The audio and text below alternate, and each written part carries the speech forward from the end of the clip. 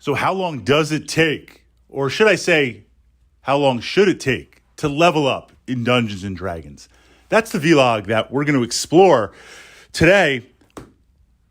Yesterday, as of posting this vlog, was the 1-year anniversary Keep on the Borderlands. So for the past year, I've had the great fortune to play with a great group of players. I'm currently playing a druid, having a blast. We've been making our way through the re-imaged D&D 5th edition, Keep on the Borderlands, playing every other week for the past year. Pretty consistently, I have to say. We missed a session here and there for holidays, the usual kind of scheduling stuff. But in that consistency, we've been exploring the area. We've been exploring the keep. Careful not to give away any spoilers. And admittedly, this is kind of an open sandbox type adventure. You arrive at the keep and it's like, okay, what do you want to do? You follow up on some quests. You could just wander around and explore. The areas that you walk into, maybe they're the appropriate level, maybe they're not. A couple of times we had to run away. So it's not a very linear. It's not like a lot of current 5th edition quests, which is just like A, B, C, D, 1, 2, 3, 4. Here you go. So we've been playing pretty consistently.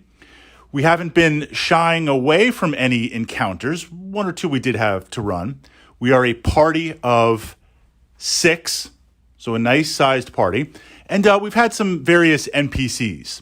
I say the NPCs because under the current edition of D&D, they also get a share of the experience. I know some players like that, or I should say understand that. I know a lot of players don't like that. Well, D&D 5 is on easy mode with challenge ratings, so it has to be kind of balanced out. That kind of started in D&D 3.x, where henchmen and summons and NPCs would get a share of the experience. So it's balanced out. But generally, on the other side, you level up a little bit quicker. And of course, having some extra dice when you make those attacks, some NPCs, very, very good.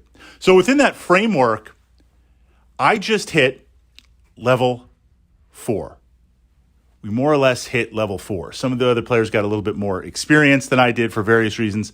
Level 4, a year in, level 4. The reason why that's hitting me is I've entered like back in a time warp in a good way. And I'm playing advanced Dungeons & Dragons, playing AD&D back in the day and making my way through Kryn at the time. Leveling up took a while. You know, if you were level 5 or 6, that was huge. If you were level 8, that was massive. It's not like the current edition of D&D where you tend to level up very fast because the game always wants you to unlock new things, the pace of it. And we're going to explore that question in a moment. But if you were playing D&D, open sandbox, because that is different than railroad type game, after a year of playing, or 6 months playing every week, if we want to condense it down, level 4, does that seem about right? Shouldn't it be higher? I want to say we should be like around level 10, level 12. Now, the only thing I can kind of really compare it to is back in the day also being part of a D&D 3.5 group where we played every Thursday with the exception of, I think, like 4th of July and maybe Thanksgiving here in America fell on a Thursday. It was something like that, and we missed those.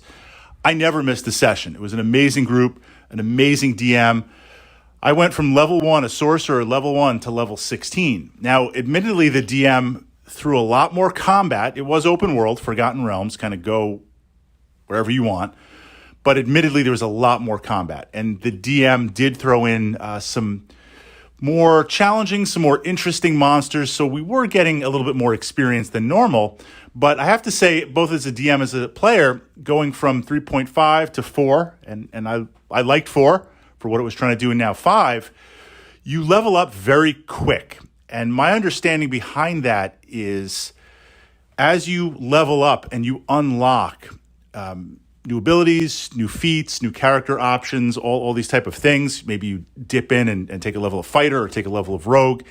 Every level is not just hit points and a few powers, so to speak.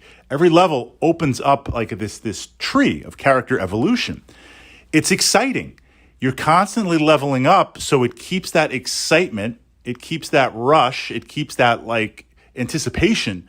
You're like, wow, I leveled up, I've got new stuff. So in a way, every adventure that you play, and an adventure could be played over 2 or 3 sessions, 4 sessions, however many sessions, every adventure you play that you're constantly leveling up, or sometimes multiple times through an adventure, every time you sit down at the table, virtual or physical, you've got something new to play. You've got something new to explore. I think also the expectation with the current group of players of D&D is it's a lot more movie-esque. It's a lot more godlike. You are something special. You are saving the realm. You are, pushing in that direction. So you're going to level up fast. You're going to have crazy abilities, as opposed to a more advanced Dungeons and Dragons or old school D&D feel of like, you're just a bunch of adventurers. That's it. You're normal. Your stats are mediocre at best. One of you happens to be a magic user, trained in that, but not really well, so you're trying to strike out on your own. The other's a fighter. You've got a barbarian. You've got a thief. It's very much you're a normal adventurer, venturing out to make your name and find yourself. So a complete flip of the script over the years of D&D. But I do find being level 4 after a year, and this is not a criticism because I love the game, I'm having a lot of fun, it has that old school AD&D feel, which was what the DM was trying to capture, because this module is a re-imaging of that classic Dungeons & Dragons module. So your thoughts, if you were playing, or you are playing the current edition 5 of D&D, every other week, pretty consistently for a year, what level should you be at? Just hitting level 4? Or should it be like level 8 to 10, 12? Where do you think you would be?